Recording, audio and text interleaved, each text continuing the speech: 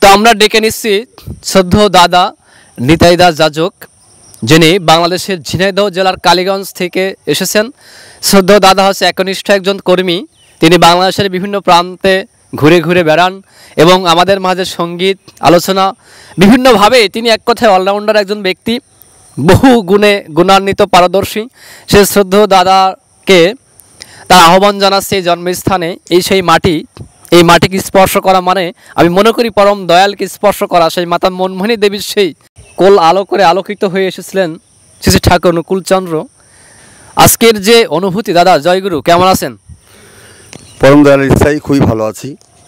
তো আজকে পরম দয়াল শ্রী শ্রী ঠাকুর অনুকূলচন্দ্রের মা মাতা মনমোহিনী দেবী 156তম জন্মজয়ন্তী উপলক্ষে পরমতীর্থ হিমায়তপুর ধামে আমরা এসেছি। পরম দয়াল বললেন যে ভিটা মাটি বাড়ি যেটা পূর্বপুরুষ করেছে বাস, শ্রদ্ধা ভরে রাখিস তারে, সারিস না তা গেলেও শ্বাস। কিন্তু রাখবে কে? রাখার মতন কি আমরা কি হয়ে উঠতে পারেছি? প্রিয় পরম শ্রী ঠাকুর অনুকূলচন্দ্র বললেন যে আমি চাই একটা মানুষের জন্য আমি গোটা সম্রাজ্য ত্যাগ করতে পারি, কিন্তু গোটা সম্রাজ্যের জন্য একটা মানুষও আমি ত্যাগ করতে পারি না। কিন্তু আজকে বিভিন্ন জায়গায় মন্দির তৈরি হচ্ছে, কোটি কোটি ভক্ত বাড়ছে, কিন্তু পরম দয়াল যেখানে আবির্ভূত হলেন এই জায়গাটা আমি আপনাদের দেখাই। এই জায়গাটা কিন্তু এই জায়গাটা আজকে এই হাল কেন?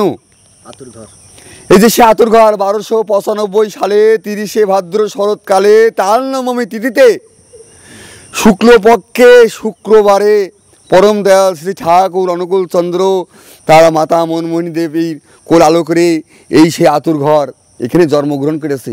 আজকে আমরা কোথায় আসি? কেন আজকে এই জায়গাটার এই অবস্থা? কেন এখনো পর্যন্ত এখানে একটা মন্দির হলো না? ঠাকুর তো বলেছেন, ঠাকুর বলেছে আমি অত মন্দির চাই না, আমার একটা মন্দির হলেই হলো। সেটা তার যেখানে তিনি জন্মগ্রহণ করেছে। আপনাদের প্রত্যেকের কাছে আমার মানে কি বলবো, অনেক অনুরোধ রইল যে আপনারা একটু এগিয়ে আসুন। পরমতীর্থ হিমায়তপুর ধামে জন্মস্থান, এই জায়গাটাকে একটা মন্দির করার জন্য একজনও কি নেই? পরম দয়ালের আজকে সমস্ত বিশ্বে কোটি কোটি ভক্ত।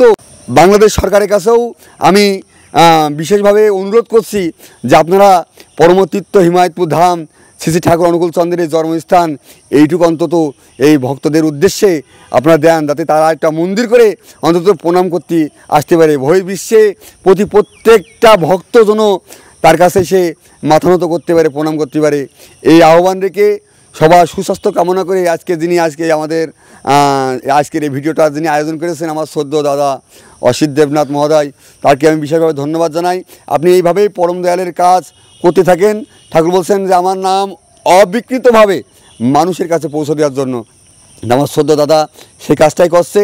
তো আপনারা সবাই ভালো থাকবেন, সুস্থ থাকবেন। পরিশেষে বলতে হয় যে ঠাকুর বললেন যে মানুষ আপন, টাকা পর, যত পারিস মানুষ ধর। এই মানুষ ধরলেই আপনি টাকার লক্ষ্যে পৌঁছে যাবেন। আশা ব্যক্ত করে সকলকে জয়গুরু জানিয়ে আমার কথা এখানে শেষ করছি। জয়গুরু। বন্দে পুরুষোত্তমম, বন্দে পুরুষোত্তমম, বন্দে পুরুষোত্তমম। জয়গুরু, অসংখ্য ধন্যবাদ।